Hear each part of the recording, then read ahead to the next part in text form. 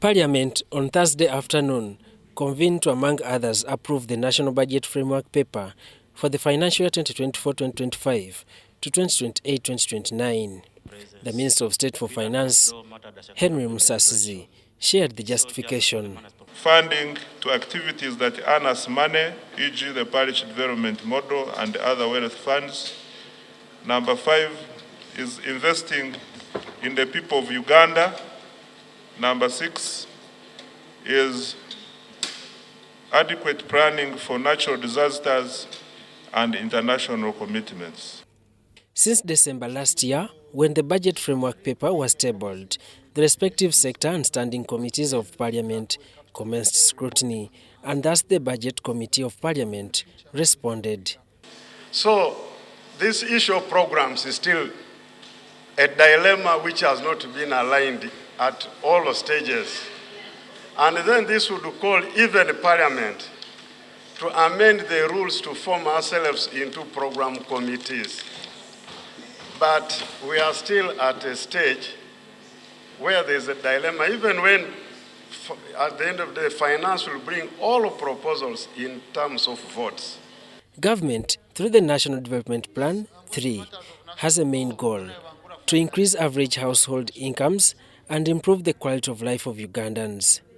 But the Parliamentary Budget Committee notes that the financial year 2024-2025 budget is the last financial plan for delivering on the third National Development Plan, yet only 17% of the results have been achieved as at the end of financial year 2021-2022.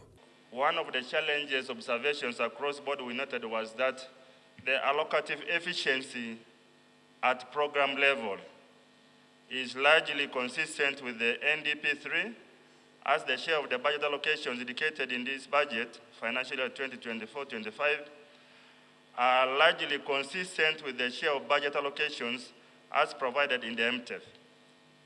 Lastly, we noted that program planning, costing, and monitoring capacity in many ministry, departments, and agencies, and even in local government, is still inadequate.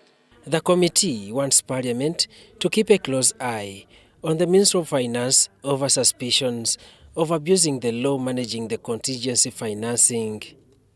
This follows a concern that the projected 2024-2025 budget allocation for the contingencies fund is Uganda shillings 169 billion, which contravenes the Public Finance Management Act 2015 and requires a budget allocation of 0.5% of the previous year's budget. Accordingly, the committee reveals that the failure to adhere to the guiding provisions has been the major cause of supplementary requests that distort the budget's implementation and execution. The committee observes that in this budget, only 169 billion has been provided for, when it should have been 0.5% of the previous budget. That should have been 263 billion. But this is a good improvement. The Budget Committee observes that the high lending rates, partly as a result of government's increased appetite for domestic credit, has led to high costs of doing business, which has constrained the private sector to drive investments, growth and employment.